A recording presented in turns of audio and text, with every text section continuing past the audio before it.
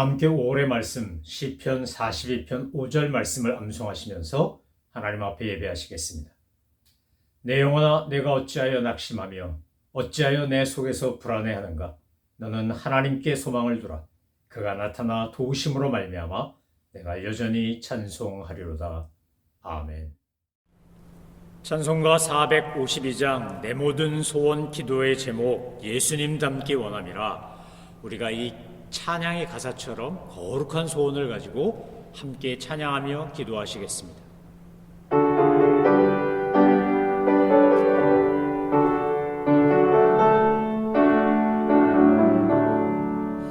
내 모든 소원 기도의 제목 예수님 닮기 원함이라. 예수님 형상 나 입기 위해 세상에 보았기 전에 예수님 닮기 내가 원하네.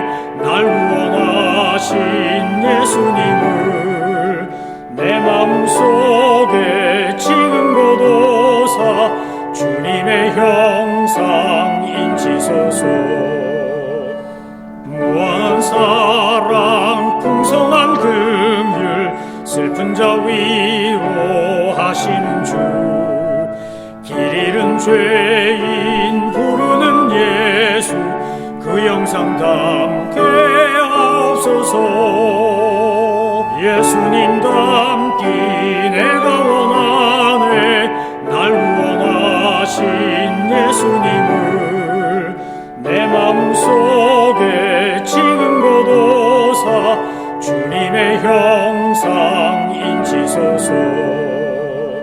겸손한 예수 거룩한 주님 월수의 멸시 참으시사 우리를 위해 고난을 받은 구주를 닮게 하옵소서. 예수님 닮기 내가 원하네. 날 구원하신 예수님을 내 마음속에 지금 거둬사 주님의 형상 인치소서. 하나님께서 오늘 우리에게 주신 말씀은 에스겔서 37장입니다. 에스겔서 37장은 아마 에스겔서 중에서 가장 유명한 말씀일 겁니다. 에스겔서가 크게 세 부분으로 나뉘지만 이 세 번째 부분에 해당되는 이스라엘의 회복과 부활에 관한 약속의 말씀 중에 37장이야말로 하나님께서 에스겔에게 또한 이스라엘 백성들에게 분열과 죽음, 절망과 나눔을 넘어서서 부활과 연합에 대한 확실한 예언의 말씀을 주신 것입니다. 그런데 오늘 에스겔서 37장을 자세히 나눠보면, 들여다보면 거기에는 에스겔과 하나님, 하나님과 이스라엘 백성들, 에스겔과 이스라엘 백성들 사이에 암묵적인 대화와 또 질문과 대답이라고 하는 형식을 통해 그들이 갖고 있었던 믿음의 현주소, 그들이 갖고 있었던 절망의 깊이를 느낄 수 있습니다. 여호와께서 권능으로 에스겔에게 임했다고 37장 1절을 시작합니다.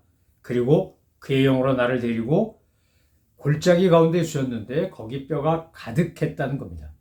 그 당시 바벨론에 끌려가서 포로 생활하던 이스라엘 백성들의 입장이, 처지가 바로 이 마른 뼈 골짜기에 있는 마른 뼈들과 같았습니다.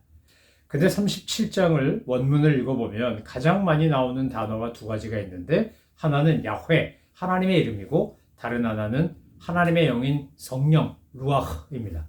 그의 영, 그의 신, 그의 생기로 한국말 성경에 번역되어 있는 성령님에 대한 표현이 10번, 하나님에 대한 표현이 11번 나옵니다.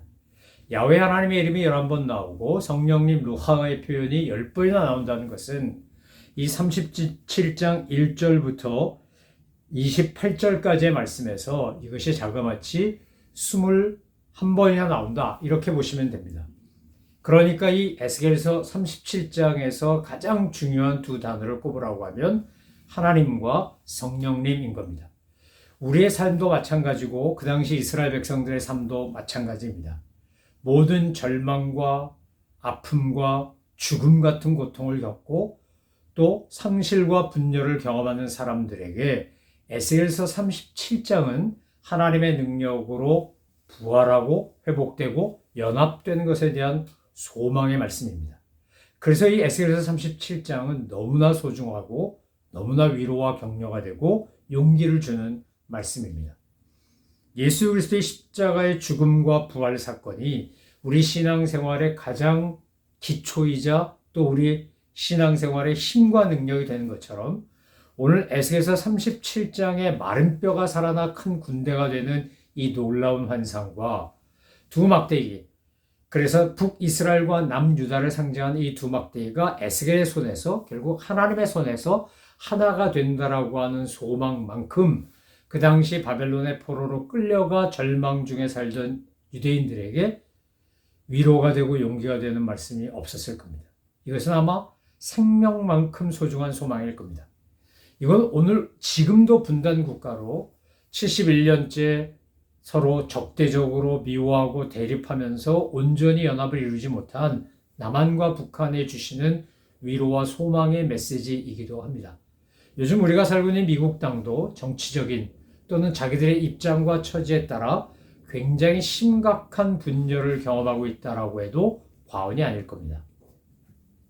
친 트럼프냐, 반 트럼프냐, 친 바이든이냐, 반 바이든이냐, 뭐 이렇게 정치적 입장에 따라서 민주당 지지파, 공화당 지지파, 트럼프 지지파, 트럼프 반대파, 바이든 지지파, 바이든 반대파 이렇게 나뉘어가지고 서로 대립하고 있습니다. 최근에는 미국 대학가에서 반-이스라엘 데모가 아주 곳곳에서 일어나면서 이 하마스를 없애겠다고 지금 그 지역을 침공해가지고 전쟁하고 있는 이 전투를 빨리 끝내라, 이 전쟁을 끝내라 라고 하는 항의 시위가 미국에서 시작하여 전 세계에 퍼져나가고 있는 것 또한 정치적 입장에서 해석과 관점의 차이가 불러온 그런 비극이라고 할 수 있을 겁니다. 아픔입니다.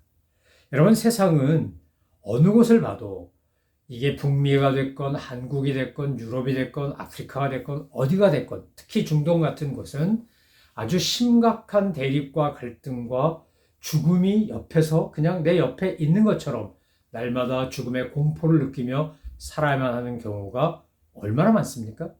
우크라이나뿐만이겠습니까? 지금 팔레스타인에서도 그렇고 전 세계에서 전쟁으로 또는 기근으로 또는 내전으로 여러 가지 방식으로 지금 우리는 전 세계 곳곳에서 죽음을 경험하는 수많은 사람들과 사건들을 매일 듣고 보고 합니다.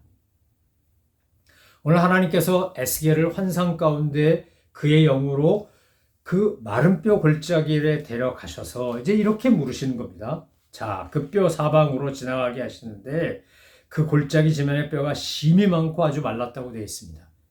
그 다음에 하나님 물으십니다. 인자야, 이 뼈들이 능히 살 수 있겠느냐? 그때 에스겔이 정말 확신이 있고 믿음이 있었다면 네, 살 수 있습니다. 이렇게 대답했겠지요. 그런데 에스겔은 그렇게 대답 못합니다. 그리고 뭐라고 대답합니까? 여호와께서 주께서 아시나이다. 이렇게 하나님 아십니다. 라고 애둘러서 확신 없는 대답을 합니다.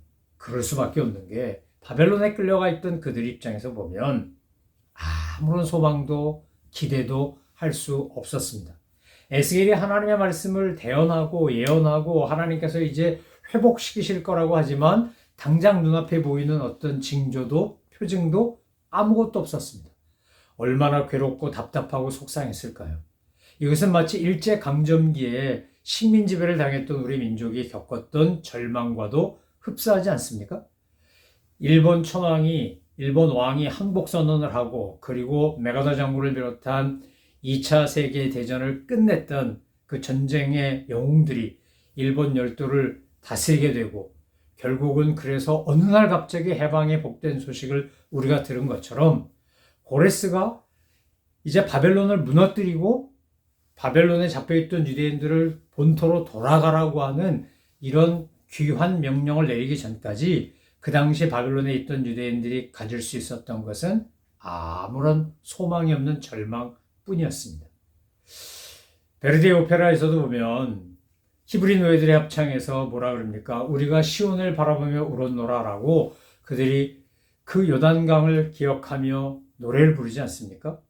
그 노래를 부르는 히브리 노예들의 합창이 이제 오페라에서 유명해졌지만 그것은 얼마나 절절하게 자기 고향을 그리우며 그 고향에 가고 싶어하는 실향민과 포로로 끌려온 그 노예 생활을 하는 사람들의 절망 어린 탄식이겠습니까?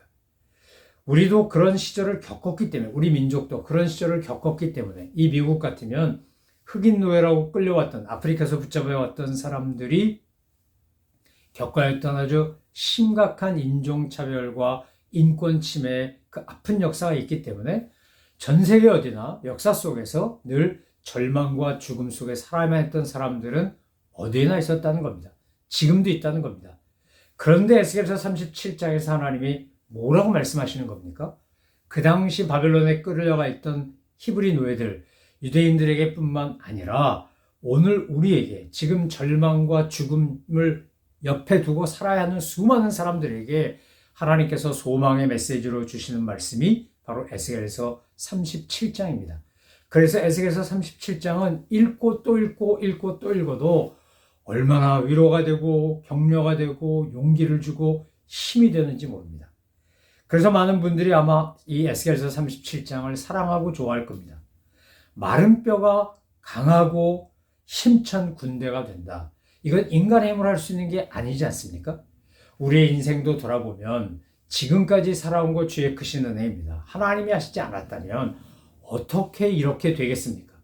지난 주일에도 어느 성도님의 간증을 들었습니다. 그 성도님의 간증을 듣는데 그분이 결론적으로 하신 고백이 그거였습니다. 그 모든 것 지금 돌아보니 하나님이 하셨었습니다. 하나님이 하신 것이었습니다. 우리의 힘과 능력으로 된 게 아니었습니다. 우리가 뭘 하면 하나님께서 도우시고 역사하셨기 때문에 어떤 것이 잘 되고 또 아주 술술 풀리고 했던 것들, 내가 운이 좋아서 재수가 있어서 뭐 능력이 있어서 이렇게 잠깐 착각할 수는 있지만 결국 시간 지나고 그 일을 가만히 회고해 보면 하나님의 은혜였구나, 하나님이 하셨구나 라는 고백밖에 할 말이 없다. 이것이 우리의 신앙 고백이다 라고 하는 간증을 들으면서 저 또한 얼마나 은혜를 받고 도전을 받았는지 모릅니다. 그렇습니다, 여러분. 우리의 힘과 능력으로 할 수 있는 게 과연 얼마나 될까요? 지금 절망과 죽음 속에 있는 이스라엘 백성들에게 하나님의 말씀이 선포되니까 어떻게 되는 겁니까? 그 마른 뼈들이 다 연합하여 이제 뼈가 붙고 막 살이 붙고 살아나기 시작하는 겁니다. 그런데 그 살아나는 것 같아도 가죽이 있어도 그 속에 뭐가 없었다고 되어 있습니까? 8절 말씀해 보니 그 뼈에 힘줄이 생기고 살이 오르고 그 위에 가죽이 덮였지만 생기가 없었다는 겁니다. 여러분, 껍데기만 있다 그래서 살아있는 존재가 되는 거냐? 아닙니다. 예수 믿는 사람, 성도들에게 정말 중요한 건 뭐냐? 하나님의 영, 루하우, 생기가 내 안에 들어와서 내 안에서 역사해야 우리가 마른 뼈가 아닌, 그저 가죽이 있고 힘줄이 있고 살이 있는 마른 뼈가 아닌 살아있는 강하고 힘찬 군대가 되는 겁니다. 5월 셋째 주일이 성령 강림 주일인데 우리가 성령 강림 주일을 기억하고 기념하는 이유는 마가이들 학방에 임했던 성령님이 아니었다면 베드로도 요한도 야고보도 12사도 그 누구도 정말 그 가룟 유다처럼 예수님 팔아먹기까지는 안 난다 할지라도 다 배신하고 떠나갔던 그들이, 사도 요한 빼고는 다 십자가 옆에 아무도 없었던 그들이 복음의 증인이 되고 하나님의 그 살아있는 역사, 죽은 자를 살리신 부활의 주님의 능력을 증거하고 예수의 증인으로 기꺼이 고난을 감당할 수 있었던 것은 바로 성령님 때문인 겁니다. 성령님의 임재와 역사하심이 있었기에 가능한 것이었습니다. 오늘 우리도 마찬가지입니다. 하나님의 말씀만 가지고는, 하나님의 말씀 속에 이미 성령의 역사가 있지만 이것을 지식적으로 아는 것 가지고는 뼈에 힘줄 붙고 살 오르고 가죽 덮인 것밖에 되지 않습니다. 근데 하나님의 말씀이 살고 운동력이 있으려면 어떻게 되는 겁니까? 이 진리가 나를 지배하고 다스리고 나를 이끌어가고 보호하고 인도하려면 내 안에서, 내 존재 안에서, 내 인격 안에서, 내 모든 사고방식과 행동과 말 안에서 성령님이 역사하셔야, 생기로서 그분이 역사하셔야, 그래야 우리가 살아있는 하나님의 군사가 되는 겁니다. 37장에서 중요한 두 단어가 반복된다고 했습니다. 하나님, 야훼 하나님, 하나님의 말씀, 하나님의 존재고 또 하나는 루하, 하나님의 성령, 생기인 것입니다. 사랑하는 성도 여러분, 에스겔은 뭐 한 겁니까? 에스겔은 하나님의 말씀을 듣고 하나님이 대언하라고 하니까 순종하고 대언했습니다. 여러분, 우리도 마찬가지입니다. 우리가 하나님의 말씀을 복음의 증인으로 대언하라. 그래서 우리가 때를 얻든지 못 얻든지 복음을 전하면 전하는 우리 때문에 역사가 일어나는 게 아니라 하나님의 말씀 자체가 능력이고 그 말씀 속에서 역사하시는 성령님으로 말미암아 죽을 수밖에 없었던 영혼들이 살아나고 구원받고 하나님의 자녀가 되는 그런 놀라운 변화가 일어나는 것입니다. 오늘 에스겔처럼 우리가 해야 될 게 뭐냐? 하나님의 말씀에 순종하는 겁니다. 하나님이 대언하라 그러면 대언하고, 하나님이 이거 하라 그러면 하고, 하지 말라 그러면 안 하고, 우리가 하나님 앞에 전적으로 순종하고 주님의 뜻에 복종하면 하나님은 저 마른 뼈 같은 존재들을 힘찬 강력한 군대로 바꾸신다는 겁니다. 우리가 하는 것이 아니라 주님이 하신다는 겁니다. 에스겔서 37장을 읽으며 우리가 소망과 위로와 용기를 얻는 이유는 바로 에스겔서 37장에서 마른 뼈가 큰 군대가 되는 것처럼 나뉘인 유다와 이스라엘이 하나님 손에서 하나님의 능력으로 하나가 되고 통일되고 연합될 거라는 소망의 메시지를 전해주기 때문입니다. 여러분, 우리가 신앙생활 하다가도 교회가 분열하고 다투고 나뉘는 거 경험하고 가족들 간에도 별거 아닌데 돈 때문에 관계가 깨지고 미워하고 서로 증오하고 관계를 끊고 살기도 하고 친구지간에도 그런 일이 벌어지고 우린 끊임없이 살면서 분열과 다툼과 갈등을 얼마나 많이 경험했는지 모릅니다. 직간접적으로 그런 것들을 봅니다.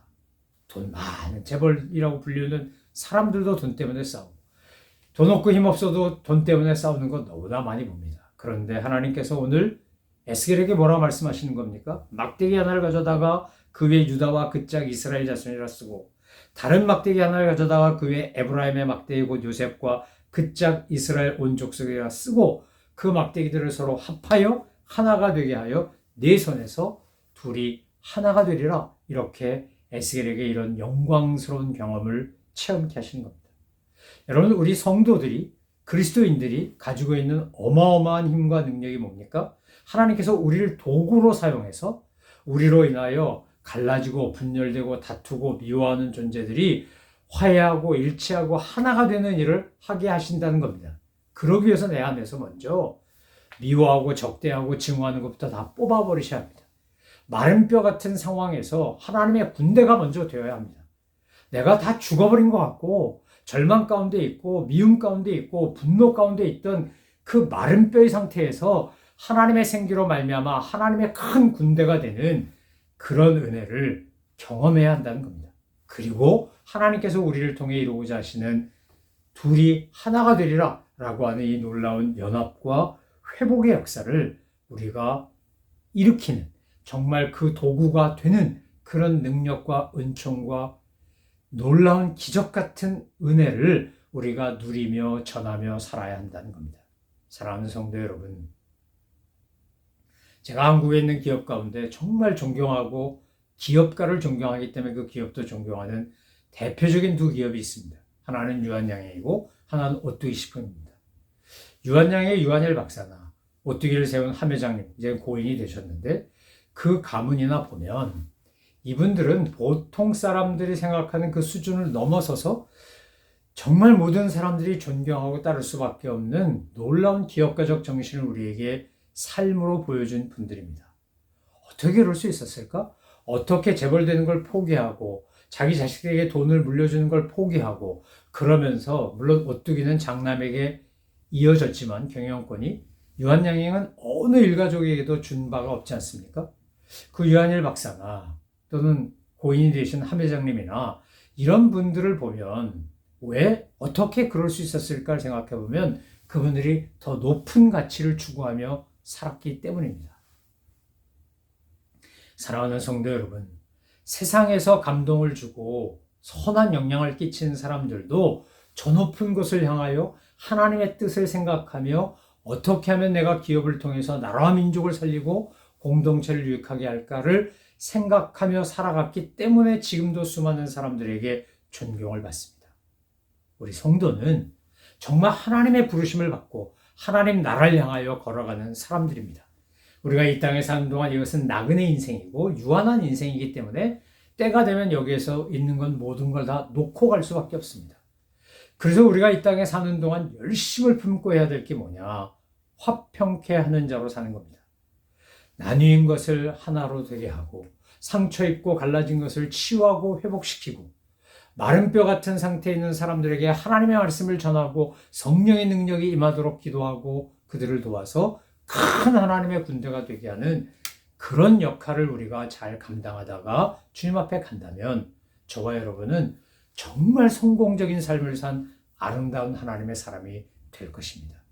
하나님의 에스겔에게 보였던 그 환상, 우리도 그런 거룩한 환상을 보고 그런 비전을 보고 그런 꿈을 보고 비록 난 아무것도 아닌 연약한 존재지만 에스겔 자체도 포로로 끌려가 자랐던 제사장이었겠지만 그곳에 가서 선제 역할하는 사람이었지만 하나님이 세우신 이스라엘의 파수꾼으로 그가 얼마나 신실하게 주님의 역할을 맡기신 사명을 감당했습니까? 그래서 오늘 에스겔서 37장의 이 놀라운 환상도 보고 에스겔의 손에서 하나가 되리라라고 하는 놀라운 하나님의 약속까지 받지 않았습니까?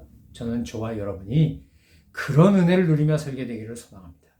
우리의 삶 자체가, 우리의 인생 자체가 하나님께서 에스겔을 통해 이루신 것처럼 우리를 통해서도 그런 영광을 나타내시고 우리를 통해서도 하나님의 이름이 높임을 받는 그런 거룩한 도구들로 날마다 되어가시고 살아내시는 주님의 사람들 다 되시기를 주의 이름으로 축원합니다. 기도하겠습니다.